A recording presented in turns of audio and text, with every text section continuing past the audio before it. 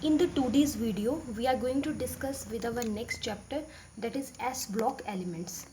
सो S block elements में सबसे पहले हमें ये पढ़ना है कि इसमें हमारे पास टू ग्रुप्स आते हैं. सबसे पहले आते हैं ग्रुप नंबर 1 के एलिमेंट्स, देन नेक्स्ट आते हैं ग्रुप नंबर 2 के एलिमेंट्स. ठीक है, तो इसमें जो ग्रुप नंबर 1 के एलिमेंट्स हैं उसमें हम पढ़ते हैं अल्कली मेटल्स के बारे में, और ग्रुप नंबर 2 में हम पढ़ते हैं अल्केलाइन अर्थ मेटल्स के बारे में. In the group number 2 we will study about alkaline earth metals. तो सबसे पहले हम इसमें ग्रुप नंबर 1 के एलिमेंट्स को पढ़ेंगे, जिसमें हमारे आते हैं अल्कली मेटल्स. सबसे पहले अल्कली मेटल्स की general electronic configuration. General electronic configuration of alkali metals is NS1. NS1 is the general electronic configuration of alkali metals. अब इसमें कौन कौन से एलिमेंट्स आते हैं, नेक्स्ट हमें ये पता होना चाहिए कि कौन कौन से एलिमेंट्स हमारे अल्कली मेटल्स में इंक्लूडेड होते हैं. So it consist of the elements of the group 1. Group number 1 में हमारे पास इसमें कौन कौन से elements, that is lithium, sodium, potassium, rubidium, caesium and francium. ये हमारे पास एलिमेंट्स आते हैं अल्कली मेटल्स में. याद रखने के लिए लीना की रूबी से फ्रेंडशिप है, because lithium Li, sodium Na और potassium K, rubidium Rb, caesium Cs. अब इसके अटोमिक नंबर की बात करें तो lithium having atomic number 3, sodium having atomic number 11, potassium का अटोमिक नंबर 19, रुबीडियम का अटोमिक नंबर 37, सीजियम का अटोमिक नंबर 55 होता है एंड फ्रेंशियम का अटोमिक नंबर 87 होता है. सो इसमें कौन कौन से elements, lithium, sodium, potassium, rubidium, caesium, francium. सबसे पहले हमें ये पता होना चाहिए कि ये एलिमेंट्स हमारे अल्कली मेटल्स में आते हैं, और इनकी जो जनरल इलेक्ट्रॉनिक कन्फिग्रेशन होती है वो 1s1 होती है. They have general electronic configuration 1s1. Next is important point, alkali metals form hydroxides on reaction with water. जो अल्कली मेटल्स होते हैं, जब अल्कली मेटल जो है वाटर के साथ रिएक्ट करते हैं तो ये हाइड्रोक्साइड्स बना देते हैं. Alkali metals form hydroxides on reaction with water. For example hydroxides का मतलब, फॉर एग्जाम्पल जैसे हमारे पास सोडियम है Na, अगर ये हमारे पास अल्कली मेटल है, ठीक है, तो ये वाटर के साथ रिएक्ट करेगा, पानी के साथ रिएक्ट करेगा, वाटर के साथ रिएक्ट करके क्या बना देगा, NaOH बनाएगा. ठीक है, NaOH बना देगा, मीन्स सोडियम हाइड्रोक्साइड बन जाएगा. तो मीन्स जो अल्कली मेटल्स हैं, जब कोई भी अल्कली मेटल रिएक्ट करेगा वाटर के साथ तो ये हाइड्रोक्साइड बना देगा, which are strongly alkaline in nature. Alkaline का मतलब बेसिक नेचर. जैसे अगर हम बात करें सोडियम हाइड्रोक्साइड की तो इसका बेसिक नेचर है, लिथियम हाइड्रोक्साइड की बात करें तो इसका भी बेसिक नेचर है. सो सिंपली कोई भी अल्कली मेटल अगर वाटर के साथ रिएक्ट करेगा तो वो वाटर के साथ रिएक्ट करके हाइड्रोक्साइड्स बना देता है, and those hydroxides are strongly alkaline in nature. Now next part that we are going to discuss, that is the physical properties of alkali metals. Physical properties of alkali metals. तो इसमें physical properties में हम सबसे पहले पढ़ेंगे कि alkali metal जो है वो सॉफ्ट होते हैं. अल्कली मेटल्स की फिजिकल प्रॉपर्टीज़ में ये सॉफ्ट होते हैं. अब अगर कोई भी एलिमेंट हमारे पास सॉफ्ट है, कोई भी मेटल अगर हमारे पास सॉफ्ट है, तो उसका जो मेल्टिंग और बॉइलिंग पॉइंट है वो कम होगा. सो अल्कली मेटल्स हैव द, जो भी अगर हमारे पास कोई हार्ड सब्सटेंस है तो उसका मेल्टिंग और बॉइलिंग पॉइंट ज़्यादा होता है, जबकि अगर हमारे पास कोई सॉफ्ट मेटल है तो उसका जो मेल्टिंग और बॉइलिंग पॉइंट है वो लो होता है. तो अल्कली मेटल्स याद रखना, ये हमारे सॉफ्ट होते हैं, they are having low melting और बॉइलिंग पॉइंट. इसके अलावा जो अल्कली मेटल्स हैं इनकी डेंसिटी कम होती है, they are having low density, they are having less density और लो डेंसिटी. अल्कली मेटल्स में सबसे पहला पॉइंट सॉफ्ट होते हैं. अल्कली मेटल्स का मेल्टिंग और बॉइलिंग पॉइंट कम होता है, डेंसिटी इनकी कम होती है. Now next point, on exposure to air all alkali metals except lithium gets tarnished quickly, so they are kept in kerosene. Simply जितने भी alkali metals हैं अगर वो एयर के कांटेक्ट में आते हैं, एयर के कांटेक्ट में आके वो क्या होते हैं, वो टर्निस्ट हो जाते हैं, मतलब उनकी जो ब्राइटनेस है वो कम हो जाती है, they will become less shiny, वो लेस शाइनी हो जाते हैं, उनकी ब्राइटनेस कम हो जाती है, किसको छोड़ के, लिथियम को छोड़ के। तो इसीलिए इनको कैरोसिन ऑयल के अंडर जो है वो रखा जाता है। So they are capped in kerosene oil. जैसे कि जनरली क्वेश्चन पूछा जाता है कि why sodium is capped in kerosene oil, इस तरीके से। तो ये चीज़ें आपको याद रखनी है। कई बार क्वेश्चन पूछा जाता है कि name the only one alkali metal which do not get tarnished in the presence of moisture और in the exposure to air, तो वो हमारे पास लिथियम है। All alkali metals except lithium get tarnished quickly, so they are kept in kerosene. Next is all alkali metals are paramagnetic. कई बार question ये भी पूछा जाता है कि जो अल्कली मेटल्स हैं उनका जनरल नेचर कैसा होता है, मीन्स वो पैरामैग्नेटिक होते हैं या वो डायामैग्नेटिक होते हैं। पैरामैग्नेटिक सब्सटेंसेस वो सब्सटेंसेस होते हैं जिनके पास अनपेयर्ड इलेक्ट्रॉन प्रेजेंट होते हैं, they are having unpaired electron. और जिनके पास अनपेयर्ड इलेक्ट्रॉन नहीं होते हैं वो होते हैं हमारे डायामैग्नेटिक। जिनके पास अनपेयर्ड इलेक्ट्रॉन एब्सेंट होते हैं वो होते हैं diamagnetic. So all the alkali metals are paramagnetic. जितने भी अल्कली मेटल्स हैं वो पैरामैग्नेटिक होते हैं, लेकिन उनके सॉल्ट्स की हम बात करें तो उनके जो सॉल्ट्स होंगे वो डायामैग्नेटिक होंगे नेचर में। मतलब अल्कली मेटल्स के केस में तो सिंपली अनपेयर्ड इलेक्ट्रॉन प्रेजेंट होंगे, लेकिन इनके अगर सॉल्ट्स बना दिए जाएँ तो उनका नेचर जो है डायामैग्नेटिक हो जाता है। Next point is alkali metals and their compounds impart characteristic colour to the flame.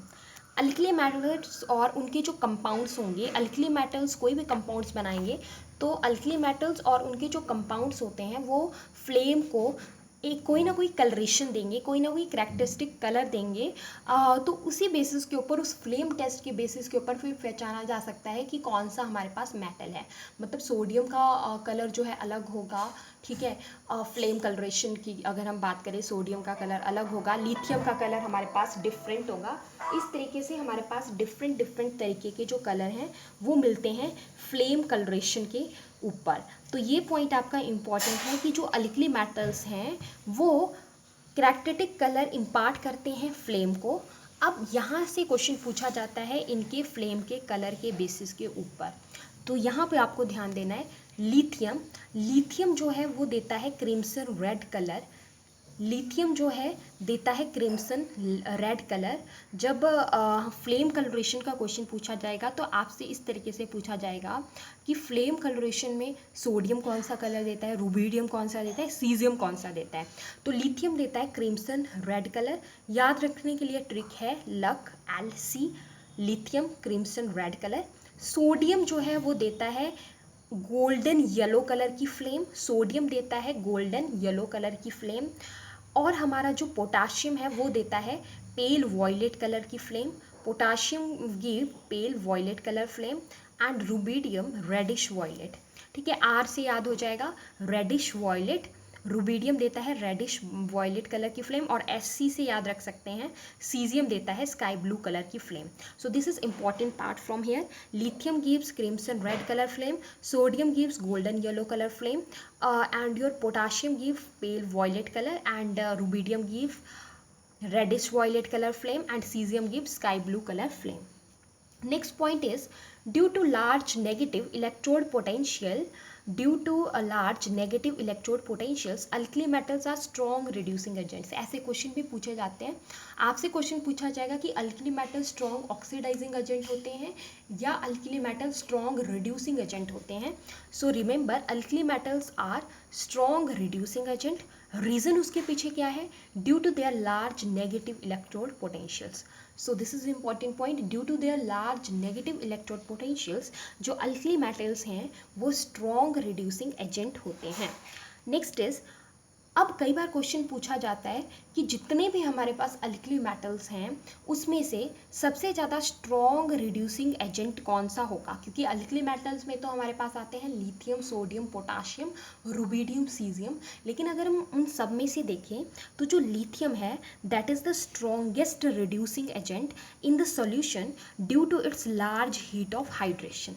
सो ये आपको याद रखना है कि जो लिथियम है वो स्ट्रॉन्ग रिड्यूसिंग एजेंट है किसी सोल्यूशन में, क्योंकि यहाँ पे जो हीट ऑफ हाइड्रेशन है वो ज़्यादा होती है। हीट ऑफ हाइड्रेशन जो है यहाँ पे ज़्यादा जो है वो रिलीज होती है लिथियम के केस में, जिसकी वजह से जो लिथियम है that is the strongest reducing agent. Next is alkali metals are good conductor of heat and electricity. Heat और इलेक्ट्रिसिटी के ये गुड कंडक्टर होते हैं। Next is the chemical properties. ये तो हमने डिस्कस की physical properties.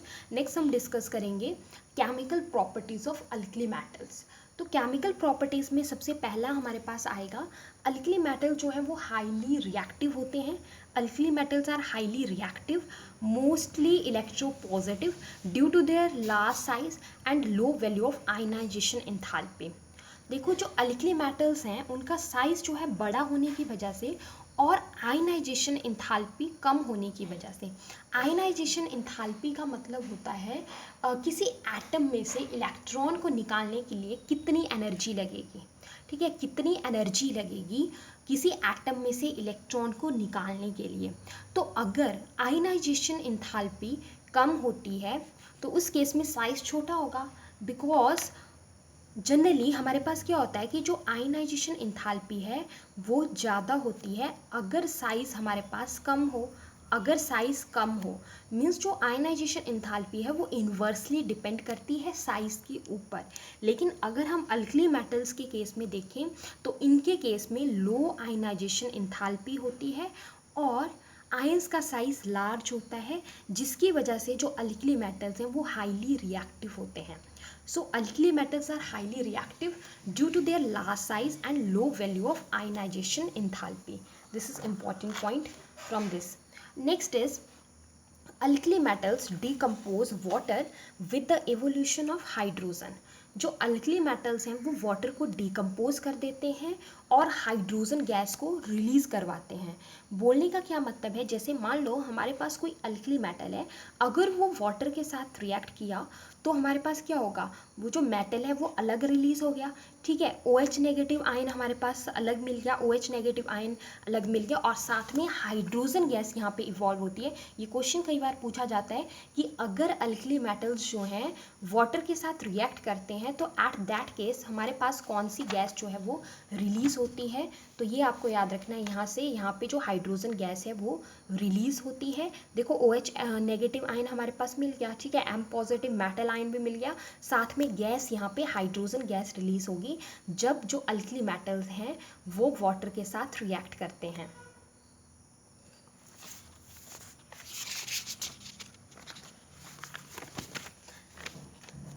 Now next point is alkali metals combine directly with hydrogen to form metal hydrides।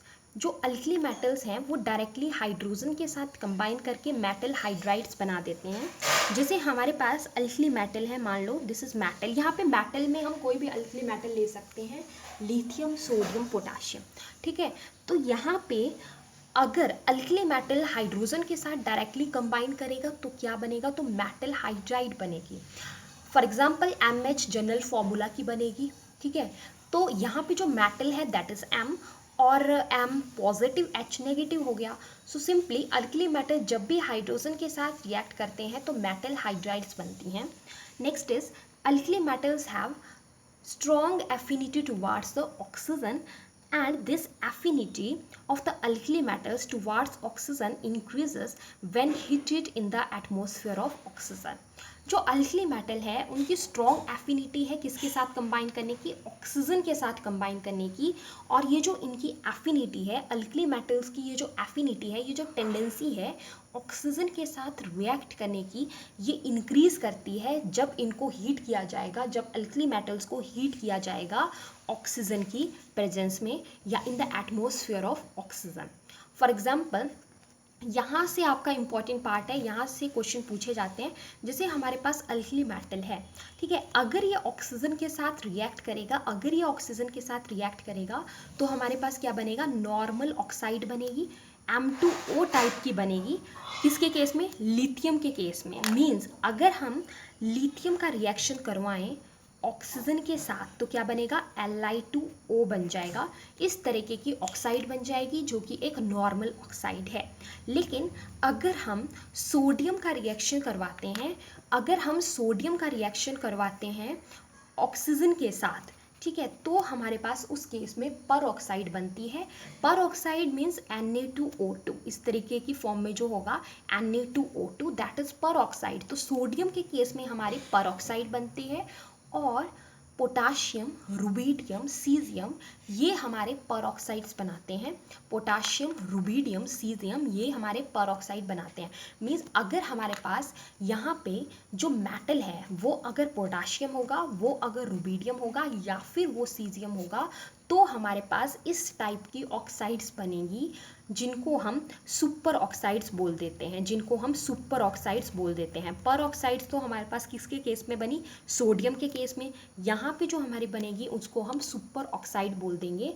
For example के लिए हम लेते हैं, फॉर एग्जाम्पल अगर हमारे पास पोटाशियम है, पोटाशियम अगर ऑक्सीजन के साथ रिएक्ट करेगा तो ये क्या बना देगा, ये बना देगा KO2, और इसको हम बोलेंगे सुपर ऑक्साइड। यहाँ से क्वेश्चन पूछे जाते हैं कि मान लो क्वेश्चन इस तरीके से पूछ लिया जाएगा कि सोडियम अगर ऑक्सीजन के साथ रिएक्ट करेगा तो क्या बनेगा, तो Na2O2 बनेगा, और ये हमारी पर ऑक्साइड है। और अगर जो नीचे वाले जो एलिमेंट्स हैं, that is your potassium, rubidium, caesium, अगर ये ऑक्सीजन के साथ रिएक्ट करेंगे तो हमारे पास यहाँ पे सुपर ऑक्साइड्स बनती हैं of the general formula MO2। Metal यहाँ पे कुछ भी हो सकता है, पोटाशियम, रुबिडियम, सीजियम। तो ये नीचे वाले तीन हमारे सुपर ऑक्साइड्स बनाते हैं। सोडियम हमारा पर ऑक्साइड बनाता है, और लिथियम हमारे पास नॉर्मल ऑक्साइड बनाता है। These are important parts from this.